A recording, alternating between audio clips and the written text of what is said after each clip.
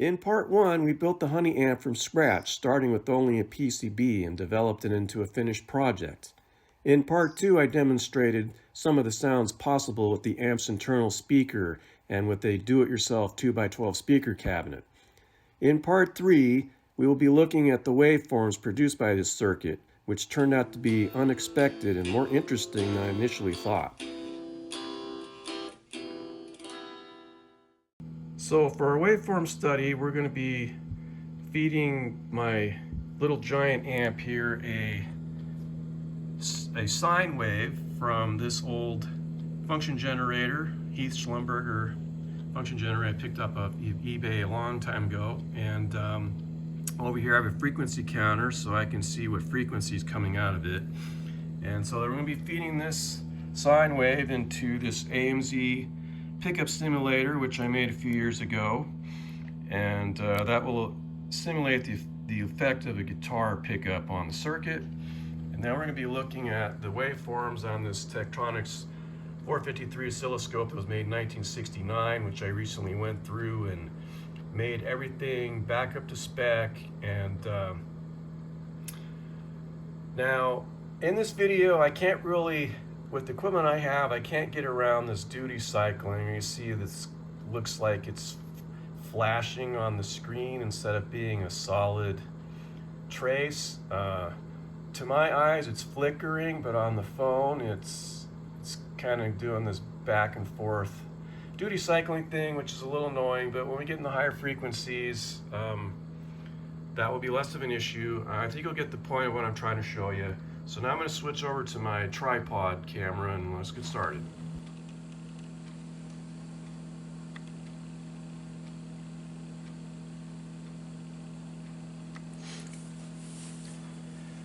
So here we have a 83 hertz signal going into the oscilloscope here. That's basically the low E string on the open E string on the electric guitar. And so what we're seeing is a waveform with a slightly, there's a slight hump right here, which is the beginning of some third order harmonic distortion.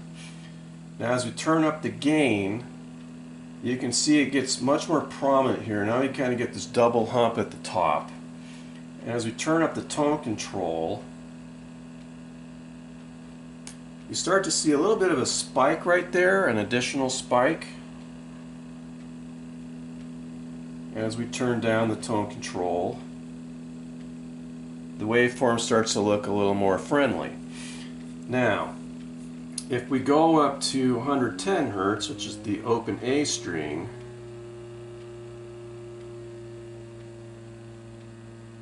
okay, we're at 108, close enough. So it doesn't look too much different. You can still see the third order harmonic distortion here. It's starting to tilt to one side.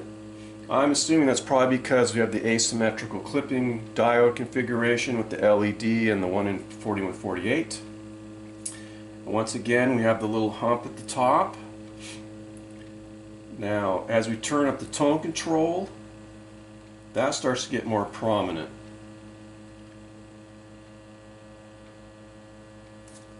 It also starts to sound a little bit buzzy. As we turn up the gain control, you can see those spikes really start to get kind of dramatic.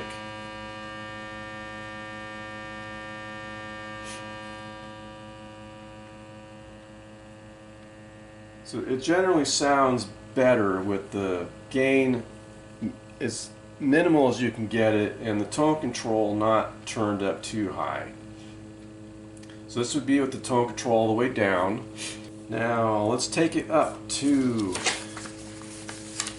the next frequency, which would be an open D, 147 hertz.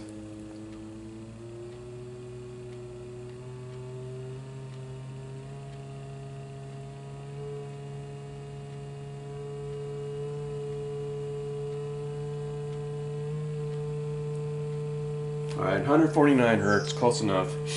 So you can see it's still kind of a sine wave with a little bit of a slope to it.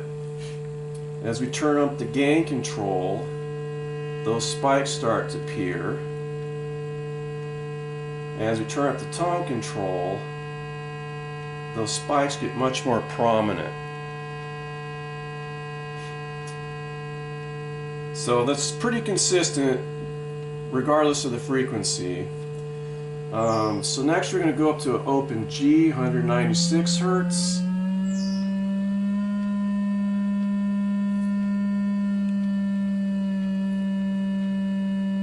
Okay, I'm at 195. So once again, our friend the spike is still there. This is with the gain at minimum, tone all the way down. Now as we turn the tone control up, we start to get these spikes again.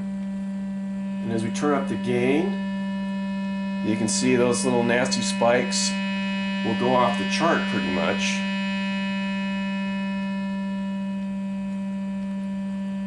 And it doesn't sound that good when you're playing either, in my opinion. But you can see here, this is kind of your classic third order harmonic distortion, where you have the double hump here, but it's asymmetrical. Notice that it's clipping in different places. Once again, I think that's because of our asymmetrical clipping diode configuration of the circuit. So let's turn the tone down.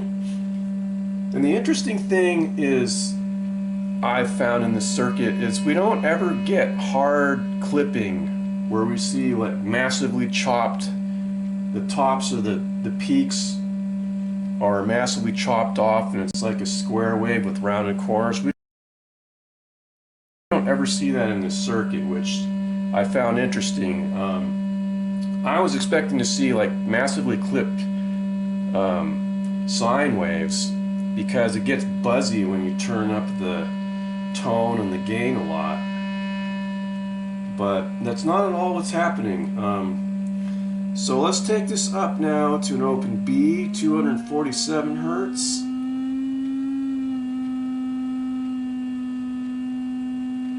It's hard to get this exactly. Alright, so we're at 248, and once again we have our little friend the spike. But now that spike, that little spike right here and here, that's present with the gain and tone controls all the way down. As we turn up the gain, those spikes become more prominent once again. And as we turn up the tone control, they get even more prominent.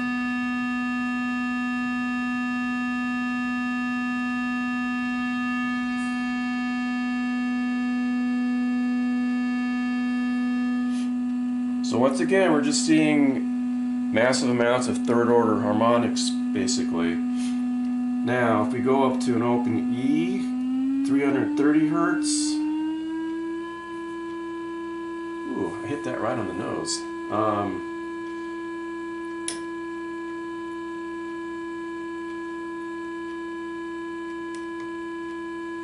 So here you can see with the tone and gain all the way down, these spikes here are more prominent.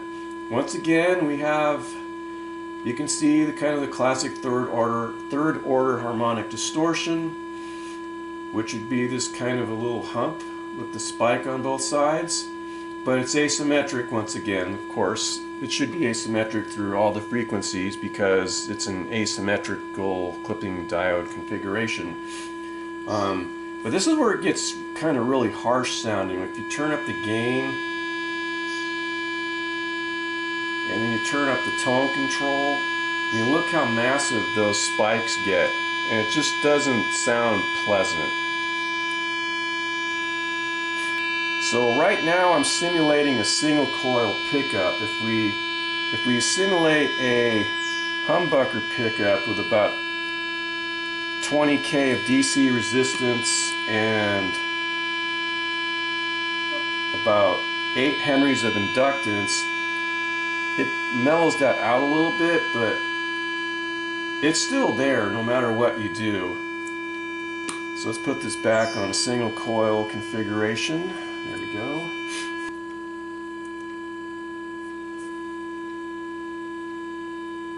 So now let's take it up to 1 kilohertz just for fun. And you can see something interesting happens here. That's with the gain and tone controls at minimum. And as you can see, it looks very spiky. We turn up the gain control, it gets even more spiky, and we turn up the tone control, and wow, that's not a very friendly looking waveform. But it doesn't sound as bad at the higher frequency as the lower ones. Now, I'm not saying the circuit sounds bad, it's just, you know, if you like that third order harmonic distortion, like that really solid state distortion sound, you know, this circuit does it very well. If you're someone like me that likes more of a tube sound with second order harmonics,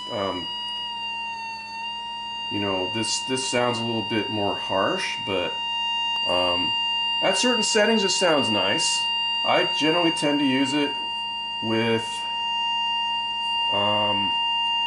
the gain control almost at minimum, and the tone control maybe around 9 o'clock or something, which I just turned the tone control to 9 o'clock here, and you can see that just looks really spiky. Now if we take it down to like 500 hertz,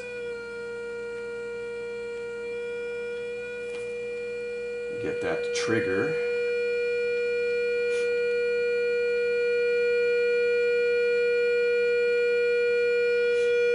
We get something that looks like that. That's at the tone control at 9 o'clock.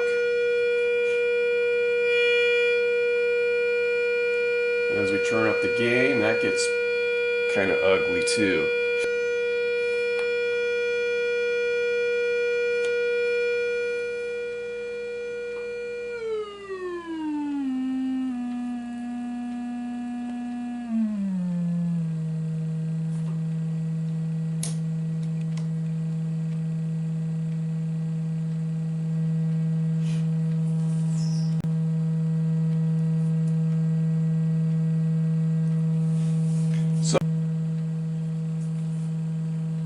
So I hope you found this waveform study interesting. As I mentioned before, it's doing stuff that is completely different than what I thought I was hearing.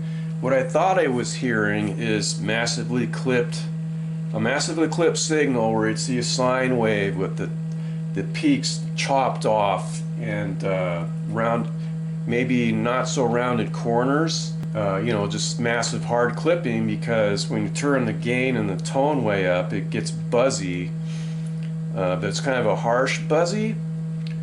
And so when I looked at it with the oscilloscope, I found that it was not doing what I thought it was doing something completely different. And I always found it to be interesting how the harsher something sounds, generally the uglier the waveform looks.